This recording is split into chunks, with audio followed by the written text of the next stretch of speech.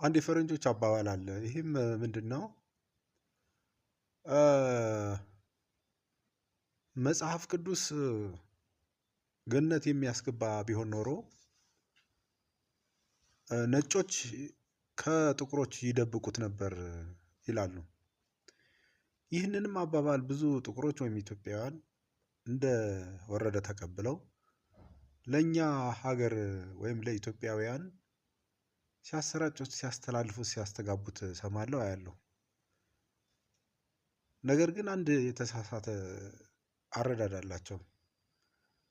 የክርስትና መጽሐፍት መጽሐፍ ቅዱስና ሌሎች ከነጮች በፊት የተረዱት የሚያውቁት ኢትዮጵያውያን ናቸው።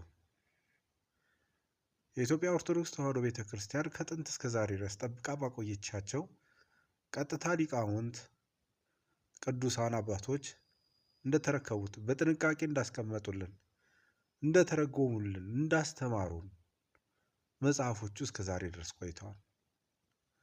ስለዚህ ፈረንጆች እንኳን ከኛ ሊደብቁት ቀርቶ እኛ ጋር እየመጡ መውሰድ ጀምረዋል። ይባስ ብሎ እርግጥ ለመደበቅ ሙከራ አድርገዋል። አዎ፣ እንዴት ከተባለ ያሉንን መጽሐፎች በተለያየ ስልት ከኛ እየወሰዱ ነው፣ ከኛስ እየሰረቁ ነው፣ እየተጠቀሙብን ነው። በዚህ ሐሳብ እስማማለሁ።